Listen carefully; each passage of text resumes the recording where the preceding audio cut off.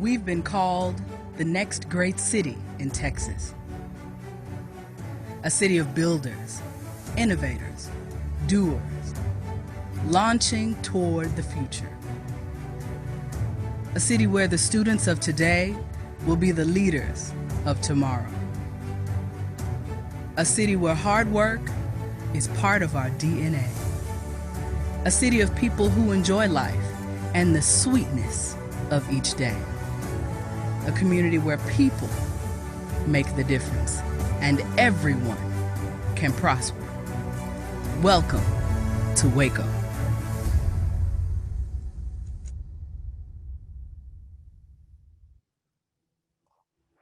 Well, welcome to Waco and welcome to the 2020 State of the City and the County.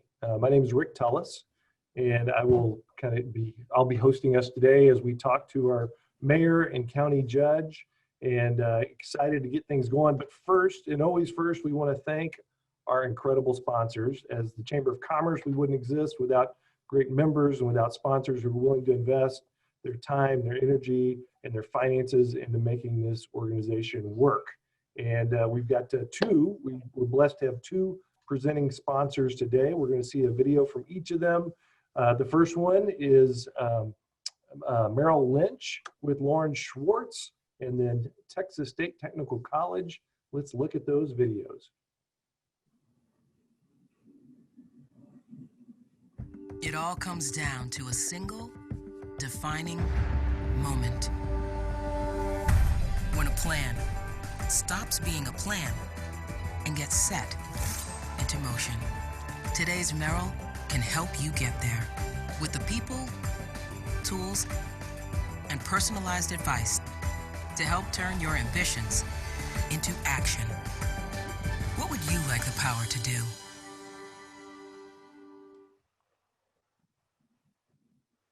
It all comes down.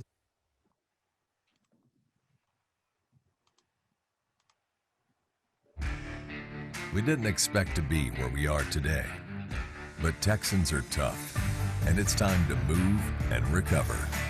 At TSTC, we will help rebuild Texas, one skilled technician at a time. TSTC has the assistance to help you today to get where you need to be tomorrow, so that together we are stronger than ever.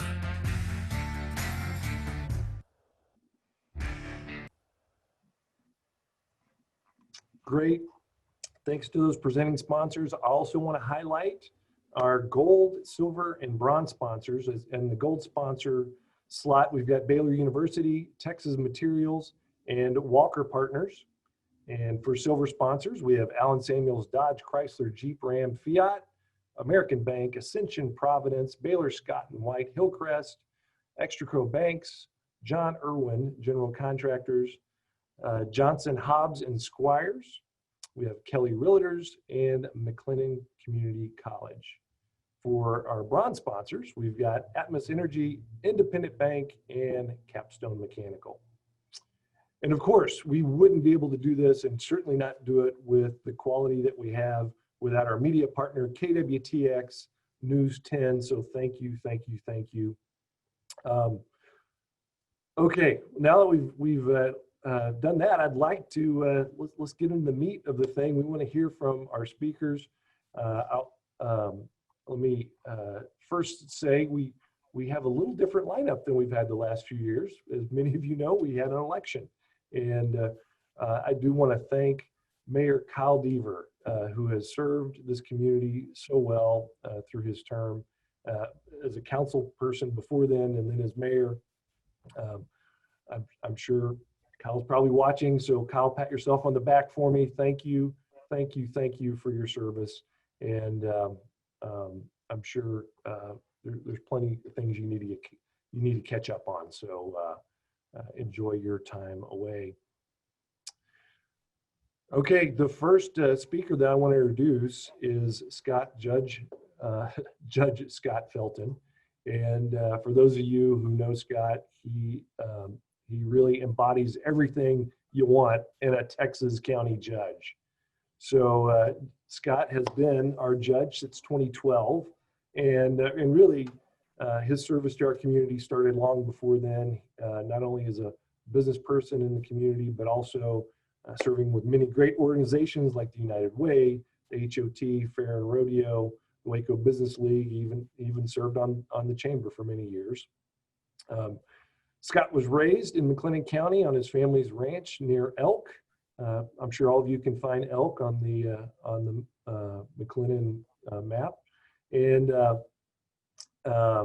before he retired from private life or from the business world, he worked. His last job was president of Wells Fargo here in Waco. And anyway, as adding to his legend today, it's kind of fun. We get to do these things via Zoom because we get an insight into everyone's personal life. So adding to his legend, he is broadcasting to us from an undisclosed location somewhere near a deer blind. So Judge Felton, welcome. Thanks for being with us today. The floor is yours. Thank you very much. Well, I'm coming from my West Texas Zoom studio. I'm out in the Alpine, Texas area. And it reminds me on getting Christmas gifts that I'm going to buy for the chamber and for Jessica, the Texas Parks and Wildlife schedule of when the seasons are. So they would know exactly where I might be when scheduling these Zoom events like this. But fortunately with Zoom, and it works very well, you can do these from, anywhere. And we've used them quite a bit, and we find that there's a lot of things that we've learned through using Zoom that we'll probably never quit using. It's so easy to get together. I'm very proud to present the state of McLennan County for 2020 and what all has happened this past year and kind of what we're looking for the future. We are very fortunate to have a commissioner's court made up of 5 members. You can see them there. They're the usual suspects. It's been in that position for a while. They are Commissioner Kelly Snell, Precinct 1. Precinct 2 is represented by Patricia Miller.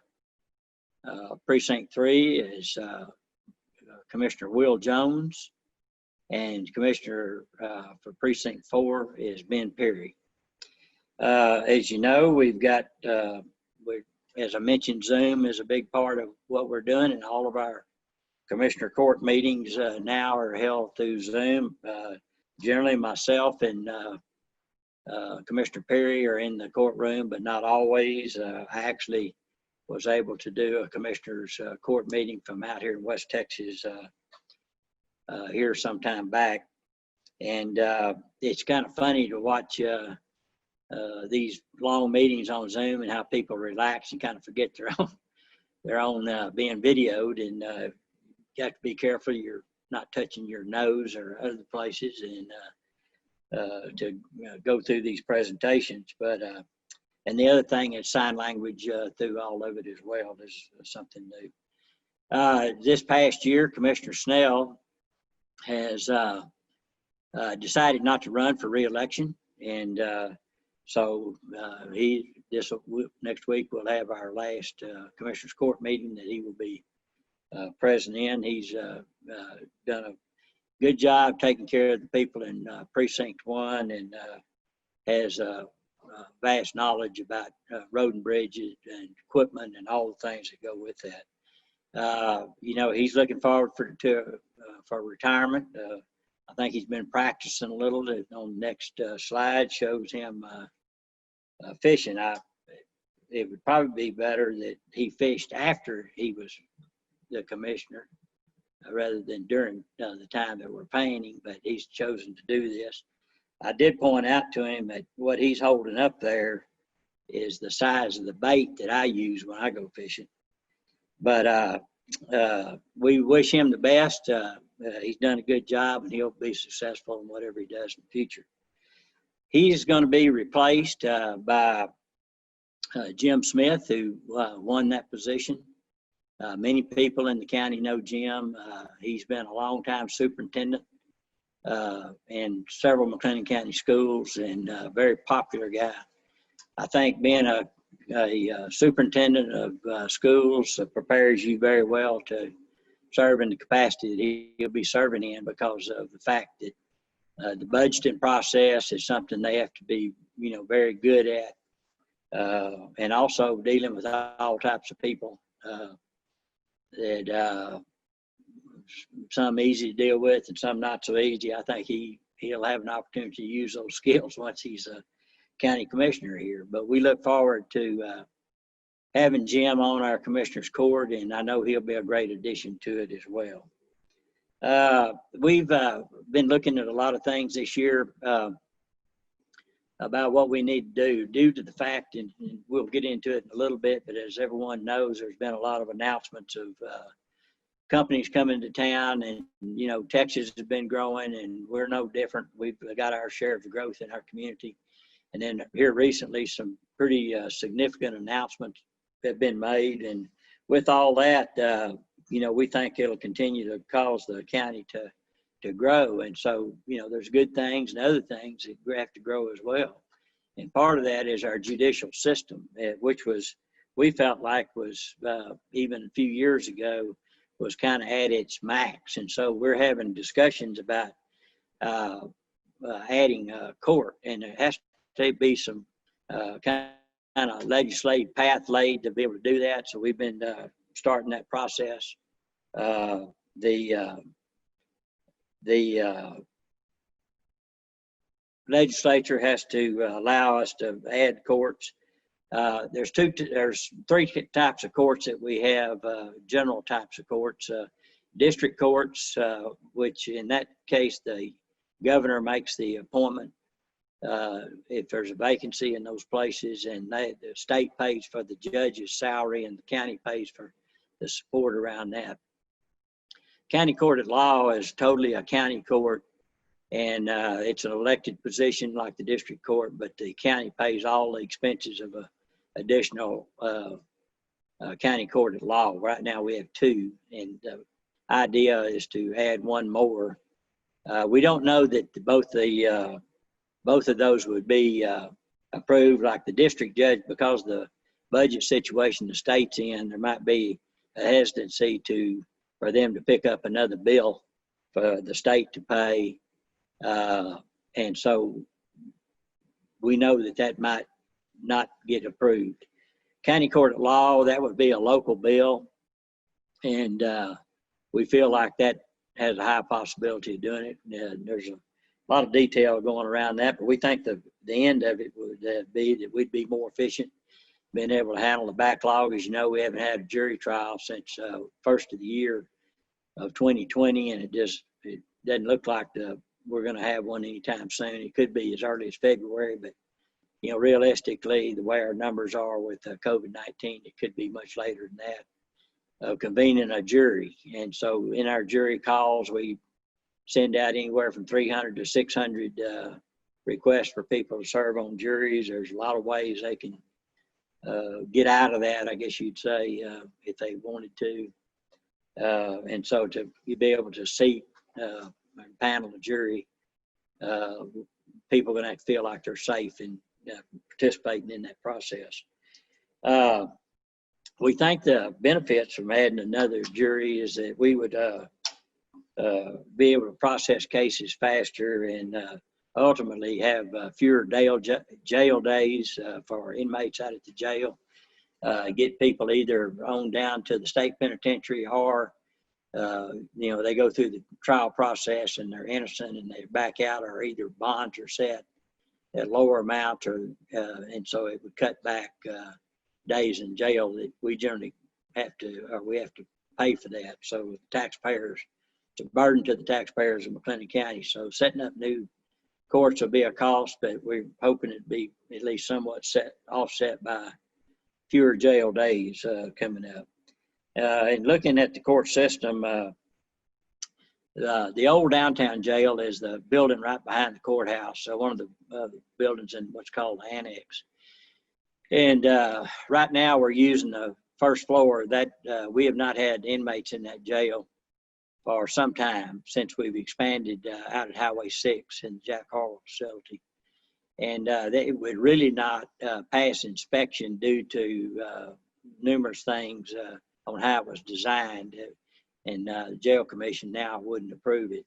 So it needs to be, the first thing we did is had engineer assessment of the building, and it looks to be very usable, very, it's built like a jail. It's strong, it's stout, and it's going to be there. If you go out and build a judicial system off campus, it's going to be very expensive, 60 million above. I've heard of, $90 million and things like that. Well, we can go in there and over time take our time to do it, and if we approve more courts, then we can start by going in, and we just awarded a contract to demolition the inside and do remediation of the old jail, and then we can start as time and the money allows us to add up to four courtrooms there. Another reason why it's good to do it on that campus is we don't have to expand security at the extent we would if it was off campus. The other thing is you have to bring inmates from jail. Everything has to be secure. We have a sally port already there built in. We can take defendants straight to the courtrooms in a very controlled and secure way by doing that. So we've had, as I said, engineers look at it, and then we've had architectural design that we've looked at.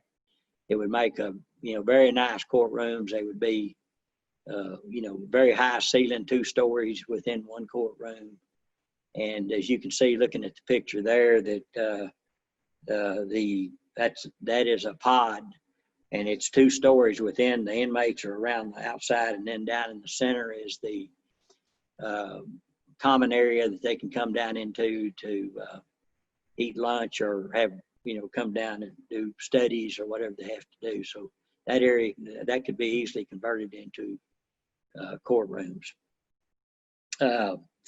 So that is a big, that's a big thing that we're working on right now. We hope to be able to, if we have debt that pays off, that will pay off in the next few years, we'll be able to sell bonds and not increase that tax rate would be the plan for our debt service, interest and sinking fund.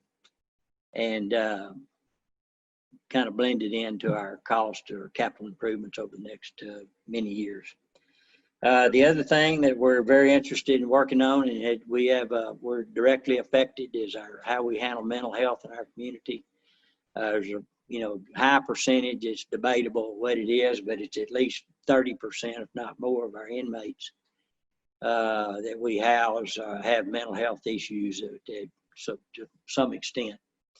And the fact that we don't have other places to go with them, it means that we end up holding them in a jail, which we really don't have the programs that we need to the extent of being able to improve people's position in their situation, to be able to help them with their mental health issues while they're in jail. So they come back out, they serve their days, and they reoffend. And so we've been working with MHMR, with great partners, and they have helped us do what we can in the jail, help identify people out on the street that we encounter through law enforcement to determine what their situation is and try to put them in the right place the first time. One of our biggest challenges is we don't have a lot of state hospitals are trying to fix that, but it's going to take a while to do it. And the budget situation they're in now, I don't expect that to happen very fast. One of the plans would be to take care of a lot of these within the county until they can be placed in either they can be helped through mental health things that we can do here, or we can prepare them to go to a state facility. The MHMRs work very hard and fast to be able to come up with a location. They've have a 20,000 square foot facility that can be customized, that they can not only handle a lot of what they do within many buildings within the county, but they could also have a facility that could be utilized as a crisis center to deal with our local people, and not have to go to the emergency rooms, which is very inefficient, very expensive, and very many times dangerous as well. We want to try to pull those pressures off the local hospitals the best we can. We have had our toe in the water on the crisis center by being able to create a medical clearance model that actually helps people, where we can determine what other health issues they have, and they don't have to go to the hospital to get evaluated for that. We can do it on this spot with actual medical doctor and staff to go with that. It helps us move that process along. I can't say how much I thank the Rappaport Foundation for helping us organize and put together the behavioral health leadership team, which is made up of all the folks that are some way have influence or effect or consequences of mental health situation in the county. And they're anywhere from judges to district attorney to our jail people, our hospital people, our mental health people. Foundations are a big part of it. All the foundations are involved in it, and not just local foundations. The local foundations have been very key in making connections with larger foundations, state and nationwide type foundations, to be able to secure funding to be able to improve our situation in the county. A lot of this that we're talking about that are costly and those things couldn't happen if we didn't have a great economic situation in our community. The cloud of COVID has been awful thick, but the sunshine is the economic development successes that we've had. We really enjoyed the partnership with the city of Waco and their staff, and as well as the chamber and their economic development staff led by Chris Collins and all her group of people. And they're really working to try to bring more folks, more companies into McLennan County that provide the kind of jobs that we want.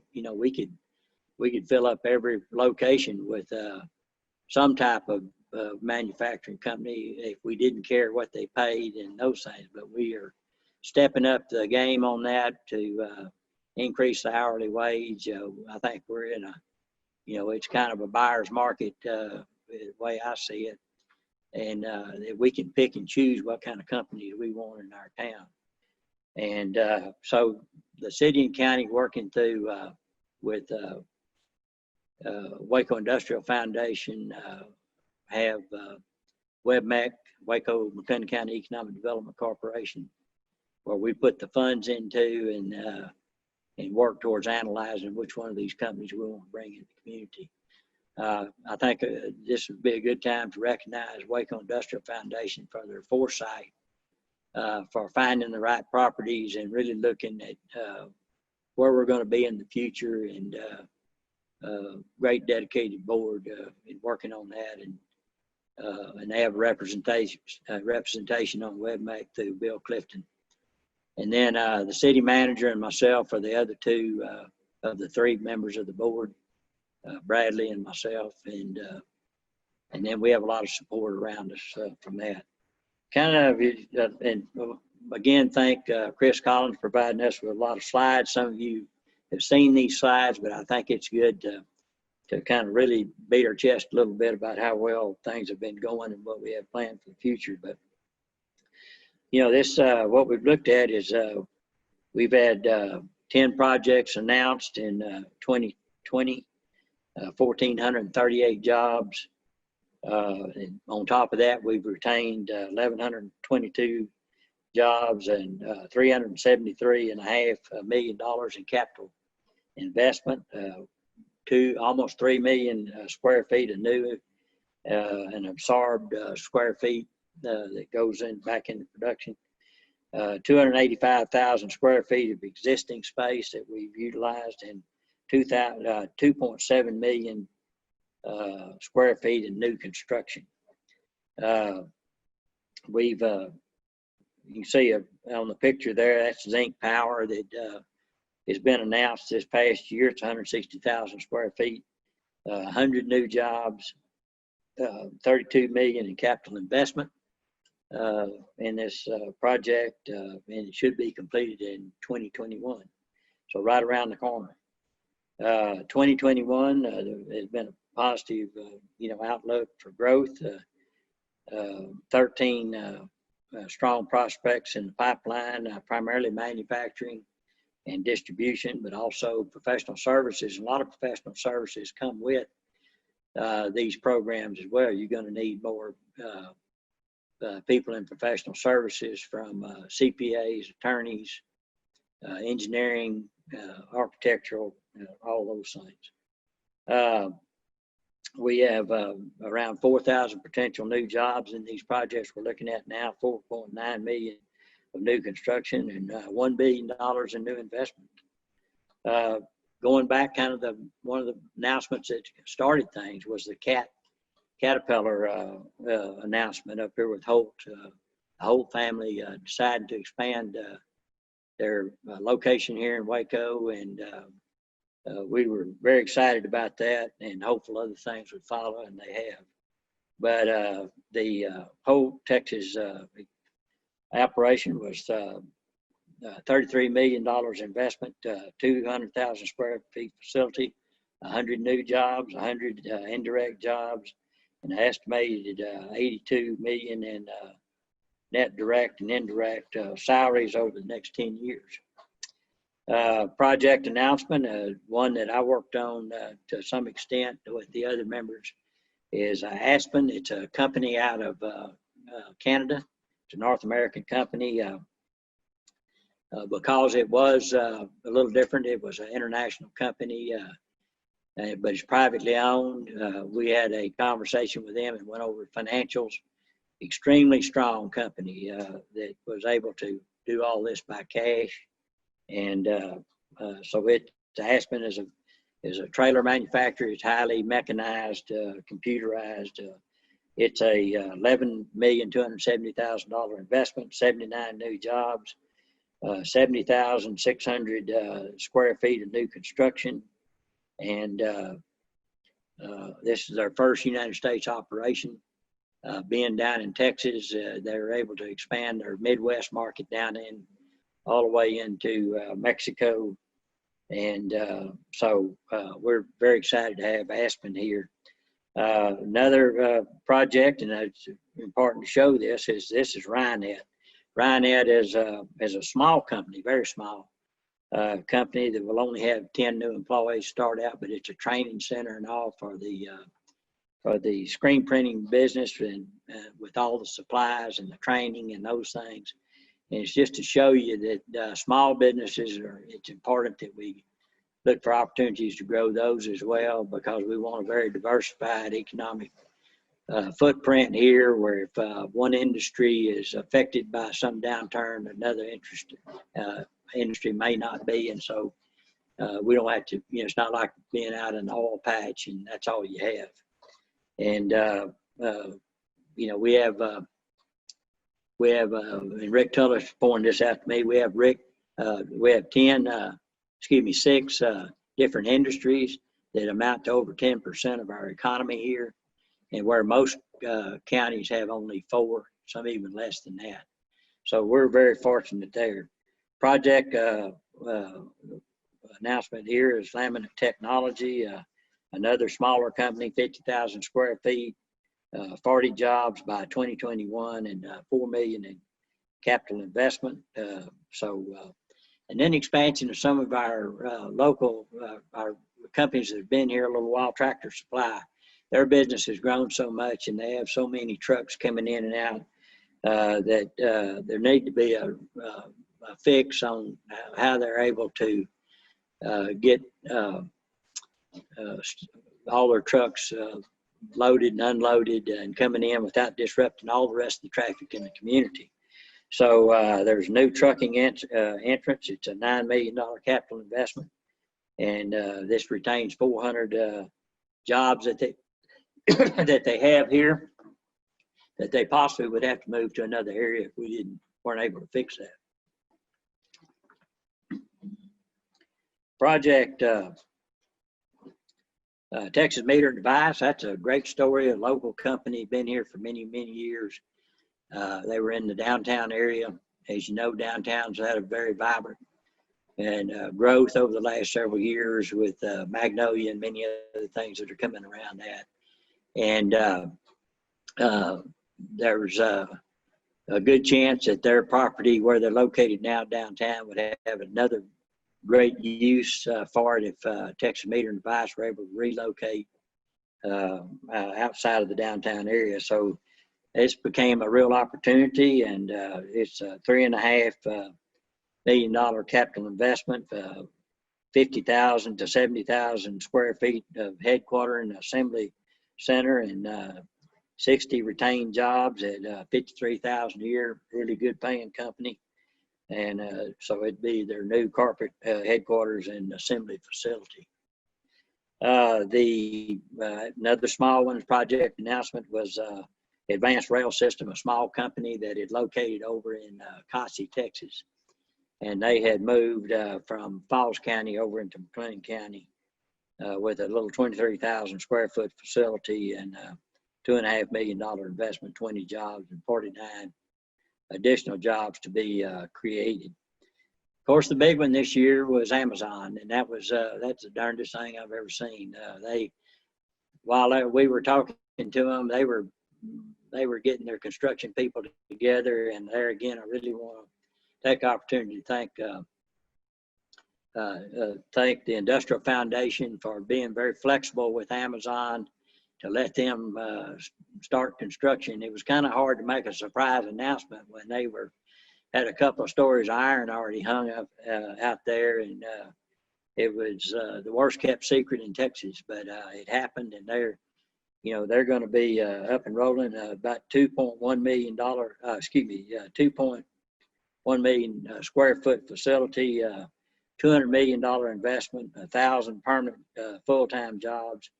And of course, during season time, during next fall, when they hope to be open, they'll probably add more people into the part-time. They have a real good system to utilize a lot of part-time people during seasonal time, that they'll be able to come in there and people to make a little extra money over and above the jobs that they have. So that's a great announcement. But, that good news keeps coming. Invasis is a company out of Mexico, but they're a national company, international company. They're in multiple countries around the world. Very strong company. They make aluminum cans. They actually bring the raw material in, which is in sheet form. They stamp it into cans, and they'll produce a tremendous amount of cans for the beverage industry all around the United States and Mexico and north. It's a 450,000 square foot new construction equipment, $100 million capital investment, real property of $35 million in real property, and then in personal properties, $65 million, highly technical company. Jobs would be 121 by year end of the second year. It's 113 at $15 an hour, and then some entry levels at 12. But job opportunities in that company will be good to advance in there. Average wage will be about $44,500. We think that is conservative from what we understand. And when they get it full employment, they'll be able to hit that goal.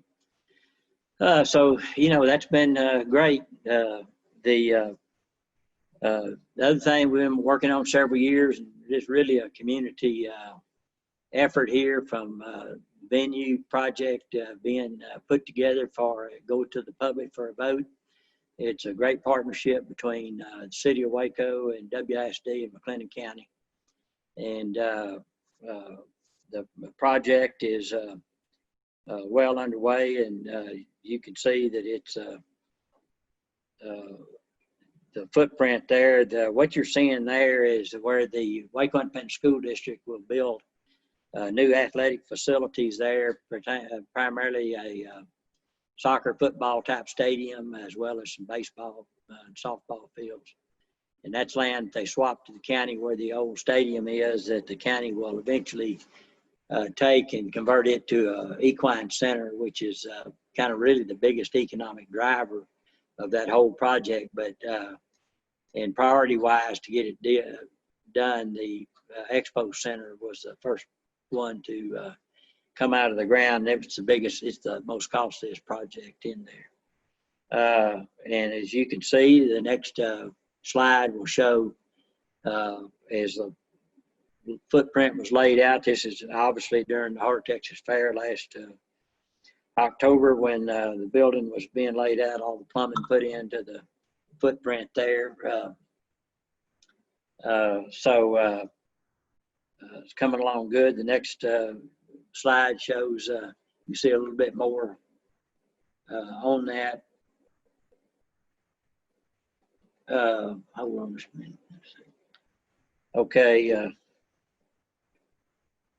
We'll have to go by. I just lost my slides on my laptop, but that's all right. This is moving along quite well. We're going to be probably ahead of schedule on the property, and then below budget what our plan is. This is an aerial view of the facility.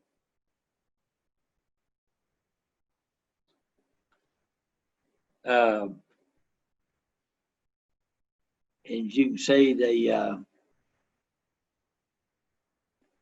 it lays out a pretty good footprint within the overall footprint of the Heart of Texas Fair.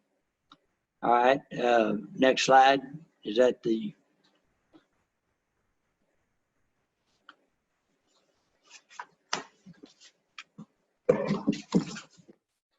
okay, Destin, I guess, is that the, okay, the venue project? I apologize, on my laptop I lost the screen, but I can see it on this other. The venue project has been affected by the, like many things, the coronavirus situation. If you take the 2019, as we were just ramping up on our revenue coming in from the 2% of the hotel tax and 5% of the auto rental, we were getting in about $190,000 per month, or on an annualized basis was about $2,280,000 and a year, and our debt service about $1.8 million. So you can see we were netting, $500,000 or more, and plus an increase that we were figuring it anywhere from 5 to 10% increase per year, which would generate a lot of revenue out there for the future. Unfortunately, what's happened is in the hotel is they're off about 40% from where they were in 2019. So the annual revenue right now, based on where we are, is about $1,400,000, and so we have a reserve set up for debt service, of course, and so we will be able to make our debt payment, and all the bankers understand that that's a good thing. So we've been working with the city and county and showing them the numbers that we have, and asking for buy-in if they think the numbers might be understated or overstated. So, all right. The next project that we're very proud to be a part of and have been from the start is when the initial zoo was built, where in its current location, the county came in and sold bonds to be able to put the capital improvements together, and the city signed on to take on the operating expenses of the operation over and above revenue generated and what is raised locally from all the people that support the zoo, and so we were able to sell $14.5 million worth of bonds, and the best interest environment for the for the bar that we've had in history, and we were able to sell those bonds at 1.47%. And we were this really helps us be able to handle all of our debt with the county in a very good situation. We've also, over the last couple of years, refunded some debt as well and got the interest rates down on that. But, I guess some good things that you learn from all these things is it's important for us to be in good financial condition. And, our actually taken from a quote from Andrew Friedman with Samco, our financial advisor, says that the McLennan County government has earned a sterling reputation among investors, financiers, and rating agencies. And so it pays to have a good, strong capital account in your city, a good reserve, try to manage your budgets well, be very transparent about what you're spending money on, and just be very sensible about how we operate. And that's what our Commissioners Court has tried to do over the last several years, for sure. So, all right. As reported in previous years, the road projects are still working. I'll just mention the main ones. Surrey Ridge is out in the Robinson area. We've completed that. That was a great project. It was a little less than $3 million, and we finished that in July, and so it's up and going. The Ritchie Road project is it cost $651,000, and that project will be finished and completed in November of 2020. And the other project, let's see here, is Spiegelville Road, a much larger project. It's $11,400,000. It'll be completed in 2021. That's a very important road. That side to Chapel Road, there's so many more people live in that area now, and it's a very important connection. Chapel Road will also be finished in 21. All right, next slide.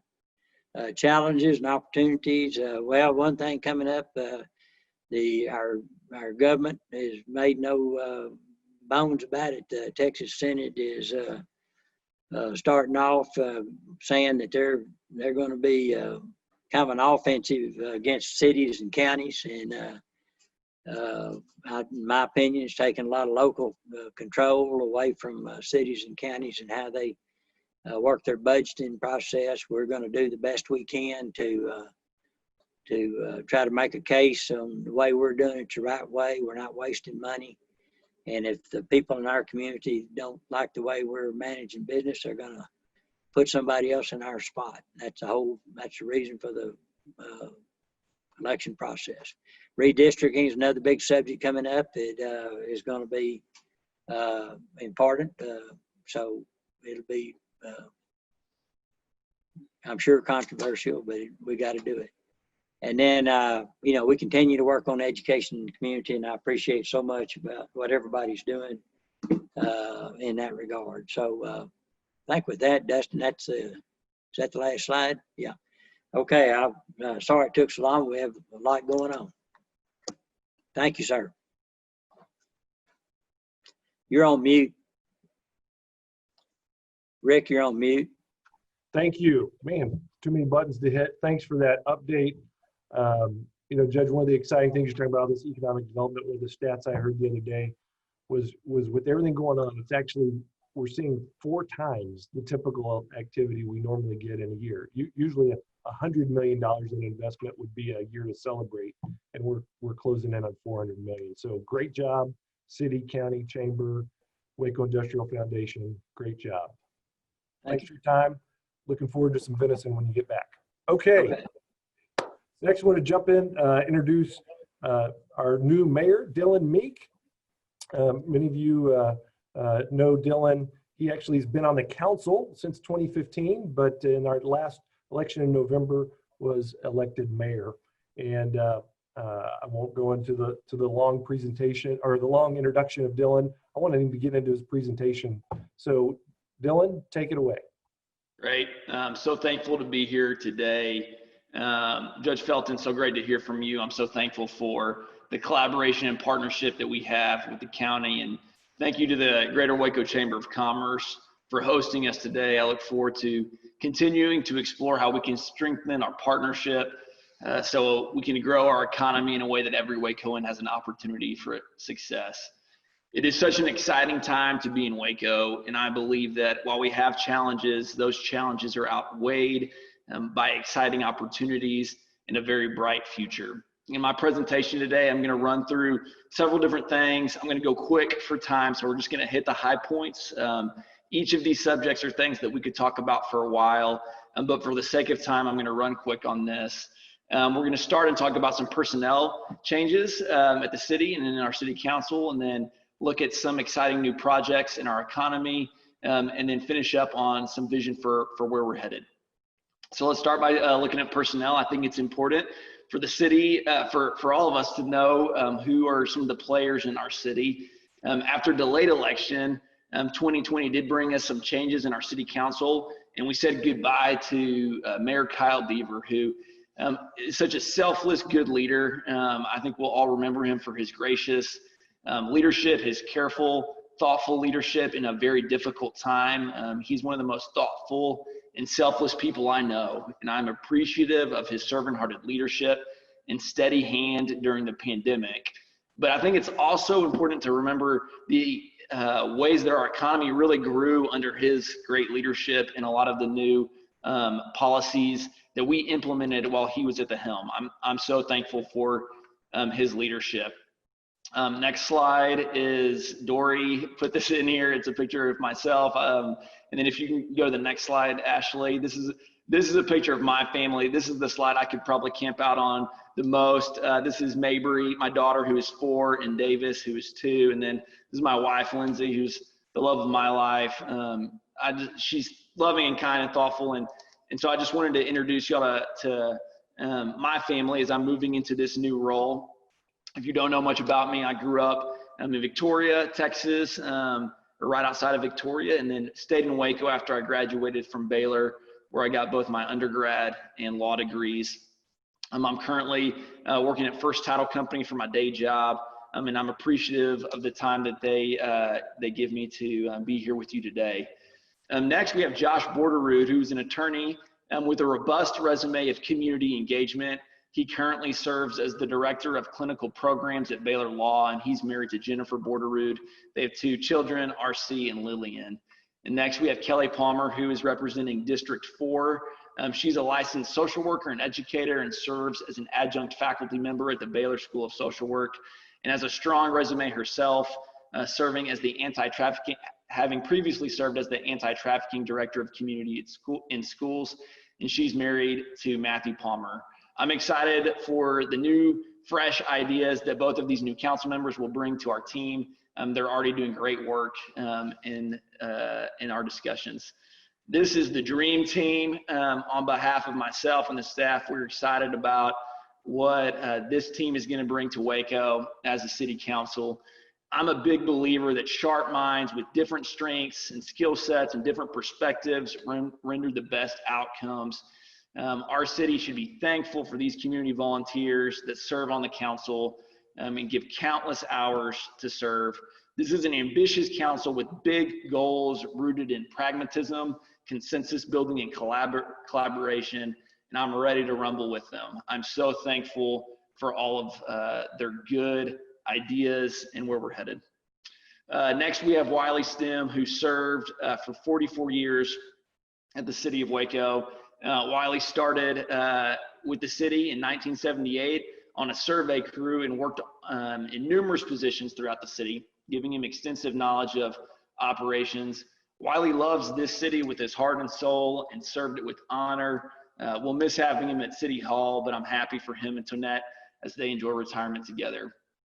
Next, we have part 2 of the dream team is Bradley Ford, Deidre Emerson, Ryan Holt, Paul Kane, and Galen Price, our city manager's office.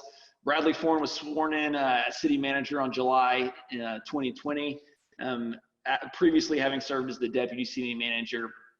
He's held a lot of leadership positions in some high growth Texas cities and is bringing innovation into our community and doing a great job already. In this picture is his wife, Deanna, and his beautiful family. I'm excited about Bradley and the city manager's office for bringing innovative, forward-thinking strategies to our operations and community goals. He works his tail off and is smart and thoughtful. Next, we have Deidre Emerson. She was promoted to from assistant city manager to our deputy city manager. She's been with the city of Waco since 2015 and has a long history in public administration. Again, Deidre carries very strong traits. She's innovative, a critical thinker, and a huge asset to our team. I'm so happy she's with us. Other organizational changes include the promotion of Ryan Holt from our police chief to assistant city manager, and I'm excited for him to be in that role. In March of this year, we welcomed Chief Gregory Summers to our fire department. We're thankful for the 34 years of experience that he brings in the fire service. In August, Frank Ginch was sworn as the interim police chief, and we, of course, appreciate his leadership as the interim. In addition, Galen Price is acting as an interim assistant manager as well, and we have Trey Busby joining us in animal shelter operations, and Mike Seawright as the chief information officer. We're in process of doing a police chief search. Police Chief Ryan Holt's promotion to assistant city manager has created that void as I mentioned, interim Chief Ginch is serving. A survey was conducted as part of an all-inclusive effort by the city of Waco and SGR, a firm conducting the police chief recruitment to define the profile of Waco's next police chief. In addition to the survey, a community engagement panel has been named to be engaged during the process with the panelists chosen to represent the community. I'm thankful for the good work that our police department has done to keep Wacoans safe, reduce crime, and build community trust. And I know our city manager is committed to finding a police chief that will carry this legacy. And whoever our new police chief is, they will have an ability to obtain the respect of both the officers that he or she will lead and the community members that he or she will serve. COVID-19 continues to change the way we operate in the city. As information changes rapidly, our city staff has worked hard to disseminate accurate and correct information as quickly as possible. The hub of information continues to be covidwaco.com, maintained sometimes hourly by our health and information departments.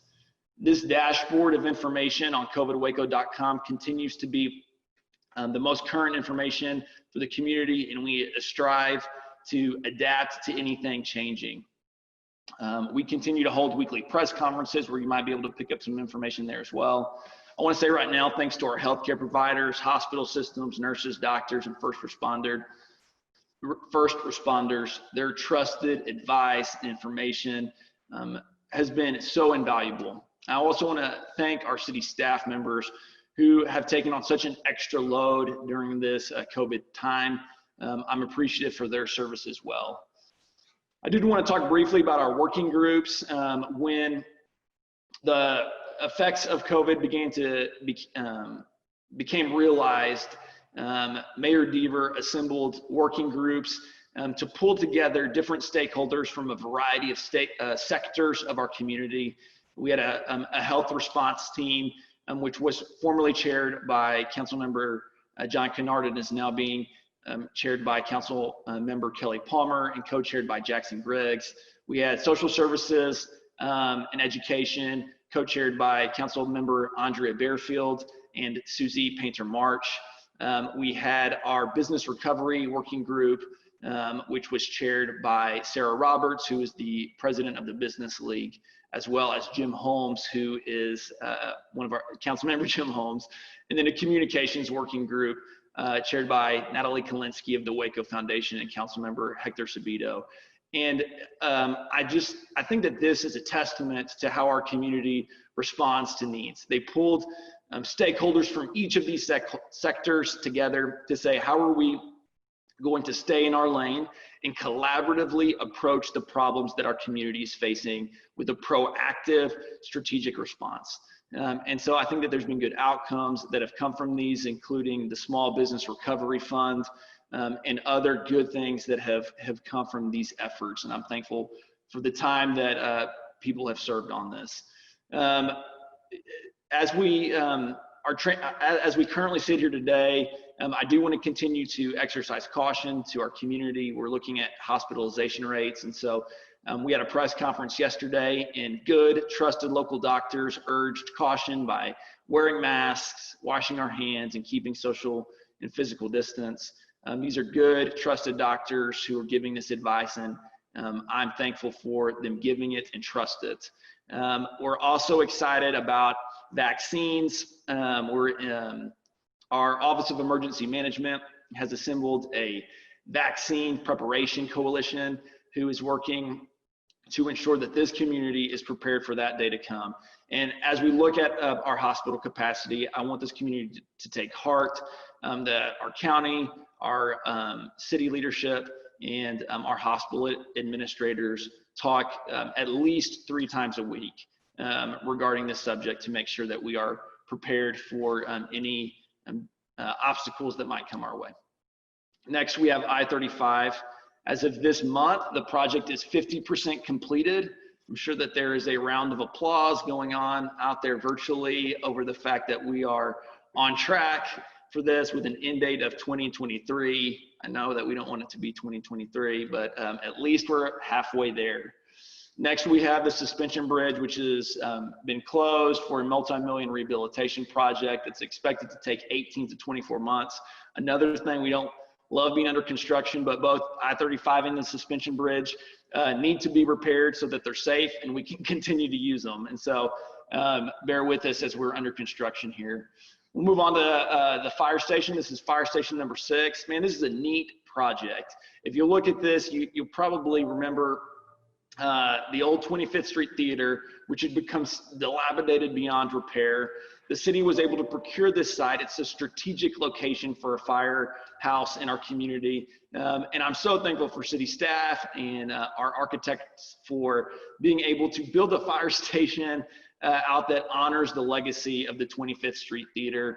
Our fire administration offices will also be located here. And there's also going to be a community meeting room. So I think that this is a great example of being creative on how we do capital improvements at the city level.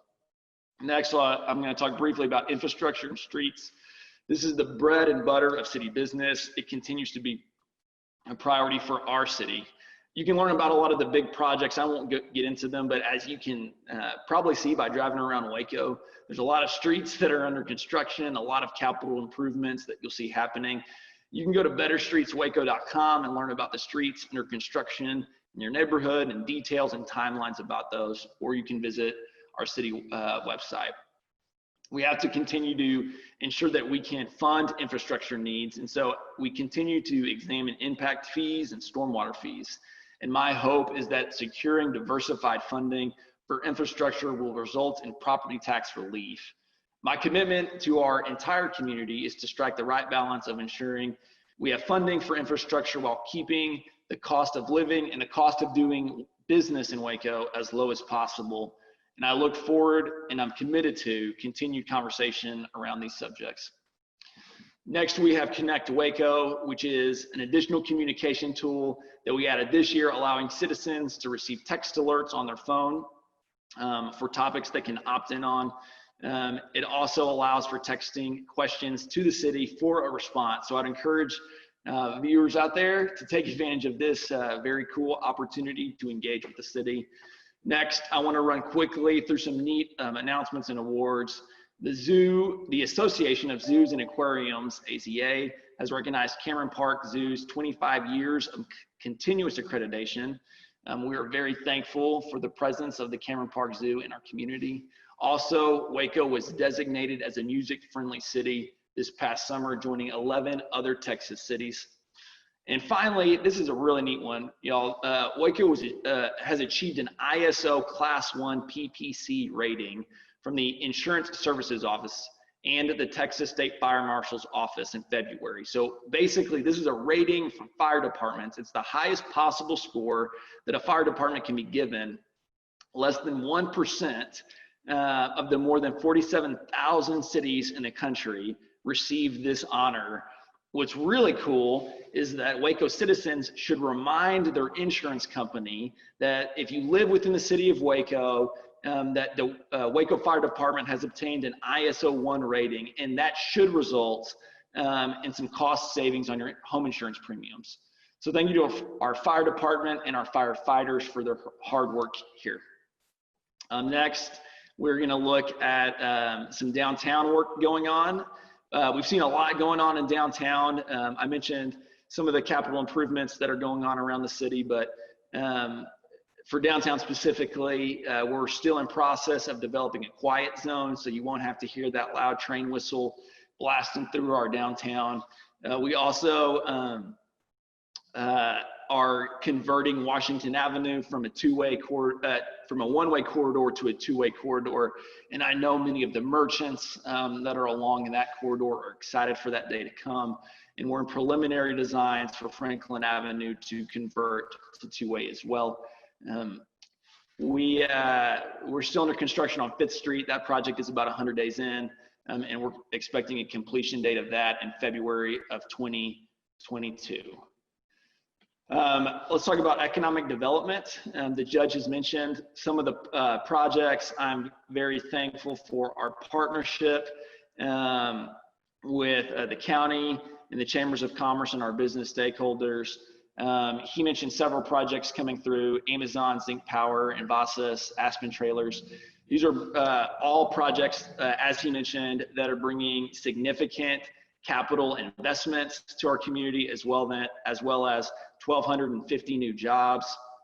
Again, that's 1,250 new full-time, good-paying jobs offering exciting benefit packages like the one Amazon is offering, which includes full medical, vision, dental insurance, as well as a 401k with a 50% match starting day one. This is great news. And again, I want to thank all those who participated in procuring these businesses, including our host today, the Greater Waco Chamber. You may have noticed that University Parks Drive is closed at the Riverfront project. The contractor there is working 7 days a week to get University Parks reopened by January 2021. But the good news is the Riverfront development is vertical. The completion of phase 1, which includes the parking garage, apartments, retail, and the farmers market, is anticipated in spring of 2022, with many of the buildings completed over the course of 2021. The completion dates, of course, are still tentative, but we're excited for the progress of this long-awaited development. We continue to see exciting new projects on the east side of our downtown in East Waco, with exciting new developments that include new housing complexes.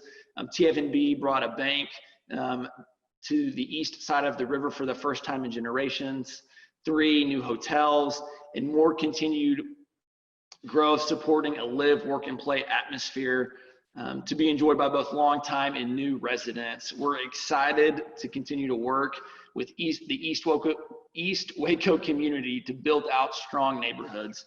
It's my hope that downtown and all of our ring neighborhoods will all continue to see an increased healthy revitalization. And it's our commitment to partner with neighborhoods to ensure they can speak into and participate in the growth, because this makes all of Waco better. We're going to talk about neighborhoods some more in a moment. Topgolf is under construction. We're excited for that as well. It's going to be a great asset to have here in the community. Next, we'll move on to kind of where we're going, a look ahead. And personally, as mayor, sitting only as 1/6 of the council, some of my personal goals for our city. I'm excited to look at the incentives that we offer. I think that we've done a great job, obviously, of building up our economy, but I want to continue to explore, to innovate, and redevelop where necessary some of our economic development funding policies to make sure that we are building up that diversified economy that Judge Felton mentioned. We want to make sure that we have tools in our toolbox to recruit tech jobs, professional service jobs, that we're supporting small businesses and entrepreneurs, and really working strategically with a diversified approach, a holistic approach to build up a strong middle class. I'm excited to continue to partner with our business stakeholders like the Chamber, the Greater Waco Chamber, and our other chambers of commerce, Startup Waco, and other business groups to ensure that we take a 21st century approach and are always innovating. I'm excited about business recruitment. I really want to examine economic development and recruitment strategies to include targeted, proactive, innovative marketing. Like as I mentioned, updated incentive funding as well. I think that there are some opportunities for us to really identify companies and organizations that where Waco might be a good fit for them, a good home for them. And I want to go to them and say that, hey, we want you here in Waco. What does it look like for you to put a division in Waco? What does it look like for you to open up shop in Waco? So I really want to take a targeted, proactive, and strategic approach to getting businesses to open up shop in Waco. And I want to continue to make sure that we're supporting those who are here. For workforce, the great news is that we have all of these new jobs coming to Waco.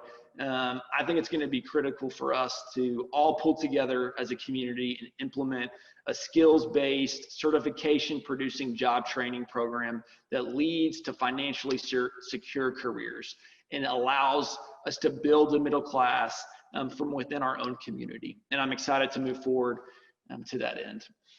Next, I think some other goals that we have as a community, we mentioned our police chief search. A shared goal for our community is that it be safe. Our crime rates have statistically been very low and declining year over year. I'm committed to working with our city staff to develop community practices, metrics, and desired outcomes to ensure that our neighborhoods are safe. I want to implement sound strategies that work towards this goal and build community trust and police officer trust with our institution as a city by examining holistically how this can be best achieved. The City Council is committed to resources and in the 2021 budget to bring back our popular community policing initiative. And while Waco PD has done a tremendous job of forging strong community relationships, this program will provide a direct link for participating neighborhood associations to the police department and city services. And we look forward to the specifics of that program to begin to firm up with community input in the third quarter of 2021. We also got a great grant, the Texas Anti-Gang or TAG grant, which allows us to open up a center that'll be that became operational this year. It should foster a lot of collaboration in our county and state and federal agencies to address gangs, drugs, and other violent crimes. So I'm thankful for the cooperative measures that we're all taking to make our community safer. Neighborhoods is another priority of mine and our council. I'm excited to explore neighborhood empowerment opportunities. The city, every part of this city has a neighborhood association, but they usually come together when there's a big old crisis. And my vision is for us to find creative ways to activate these neighborhood associations so that every neighborhood association in Waco can be engaged, identify a set of goals, and partner with us and other stakeholders to accomplish their goals. One of my goals is to partner with our neighborhood and communities to develop a master plan for each part of our city and to provide proper toolkits to accomplish those goals, whether those tools be new TIF zones or PID zones or just playbooks for the neighborhoods to be activated. The tools might look different for the 25th Street Business Corridor or LaSalle Avenue than the Highway 84 corridor and the China Springs sector, but I think that we can work strategically to ensure that we're wearing our 10, 25, and 75-year goggles and operating with a strategic plan. Next, we're going to talk about equity. As you may recall from previous State of the City addresses, our council has a stated goal of closing gaps of disparities of outcomes among races. And I'm excited for our council and staff to continue to work to address this. There are disparities of outcomes in our community from health to housing, but the stat that personally hit me the hardest is that 51% of Black households make less than $25,000 per year compared to 13% of white households. In Waco, when we see problems, we take a smart, targeted, and collaborative approach to solve them. Complex problems require complex solutions, and I don't see any silver bullets lying around, but I do see an opportunity to move forward. This is a call to action. It will take more than just the city to solve this problem, but we have an amazing opportunity to address that statistic that I just said. We have 1,250 jobs that pay well coming to this community, and if we apply good strategies and adopt good policy, we can ensure that economic development announcement begins to close this gap.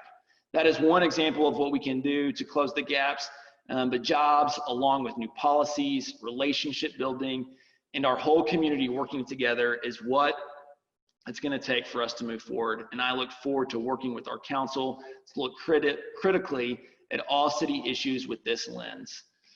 Almost done. Hang with me, everybody. I also want to look at how we market and brand our city. I think that our city really needs to explore what our brand is. I think other cities around the country have done this well. I think that Waco has an identity and it has a brand, but I think that we need to come together, have community conversations around what that is, and then roll it out. I think that the first step is having that discussion. Then we decide the aesthetic and then build out a beautiful marketing plan that will be targeted for our own citizens, for business relocation, for family relocation, and for tourism. But I do think that we need to take on that strategic initiative. Last, customer service. Ultimately, the city is here to serve our constituents. And I want to work with our city staff to improve city services and make sure that our city is providing excellent customer service. I believe that we have an excellent staff who is working hard around the clock to meet our constituents' needs, but we are always exploring how we can improve. We want to have a culture of collaboration. This is a team sport. We have a great team at the city, but that's not all. We have great stakeholders. Our chambers of commerce, Startup Waco, the Business League are great for the business community, but throughout our city, we have great nonprofit organizations, educational institutions, philanthropy and foundations. It's going to take all of us to build the Waco. We want to take Waco to the places we want it to go. And I'm committed to working to foster that collaboration. I also want to be accessible. I think accessibility to city leadership is going to be critical for us to also achieve our goals. That starts now. If there's anything that you want to discuss, feel free to email me at dillon.meek@wacotx.gov. So I appreciate the opportunity to convene with you today. We moved very quickly through a lot of issues. For the sake of time, I wanted to go fast. I appreciate everyone's time and look forward to talking to you more in the days ahead. Thanks so much, Rick. Wow, Mayor, thank you so much. That was a lot of great information and a good sprinkling of inspiration as well. So thank you. We look forward to your time as mayor. Thanks again to the Judge Felton, for taking a little time out of his time off to share with us the great stuff going on at the county. I also want to thank our sponsors again. We couldn't do this without them.